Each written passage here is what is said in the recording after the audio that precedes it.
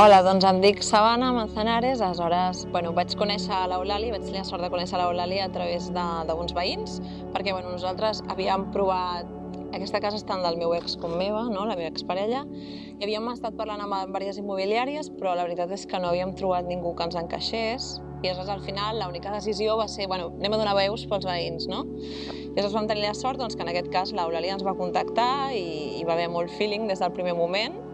I aleshores vam quedar, ens vam reunir i ens va semblar que era realment la gent amb la que volíem treballar i que veien la casa com nosaltres, que els hi va agradar igual que nosaltres, i per nosaltres això era important, perquè és una casa de la que hem estat molt enamorats i que encara ho estem.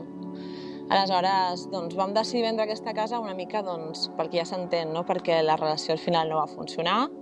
Als dos ens hagués encantat poder-nos-la quedar perquè és una casa que ens encanta, que té una energia superespecial, que té moltíssima llum, que nosaltres realment la vam triar perquè volíem construir una família aquí, perquè té un jardí preciós, la gent és molt amable, ens van acollir en seguida, que vam començar una reforma perquè realment volíem una casa que haguéssim fet nosaltres a la nostra mida. I aleshores crec que ara està en el punt perfecte perquè vingui algú i la posi exactament com vol, perquè és una casa que té un gran potencial i que és molt bonica.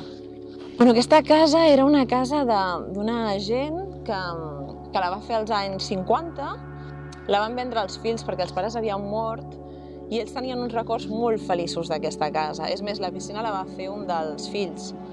Aleshores, quan ens parlaven d'aquesta casa ens parlaven sempre amb molt d'amor, perquè deien que tota la urbanització, tots els nens de la urbanització, ells obrien la casa i a l'estiu venien tots els nens a banyar-se a la piscina d'aquí.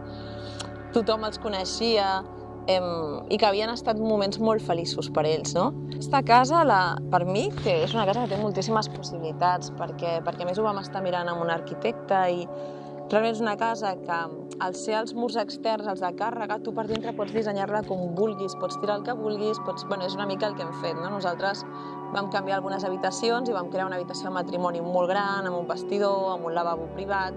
La cuina, per exemple, que està encarregada, és una cuina d'alt standing, és una cuina tota de dues bandes de mobles, una banda tota de mobles empotrats, blancs, lacats. És molt maca.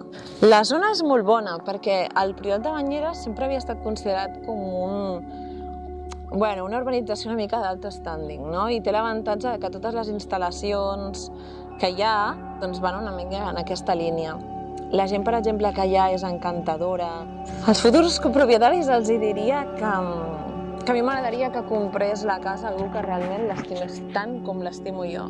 Perquè és una casa per ser-hi molt feliç, perquè té alguna cosa especial. Tothom que ha estat aquí, que hem fet un dinar o alguna cosa, tothom ho diu, no? Que et sents molt en pau, que et sents molt a gust aquí, no?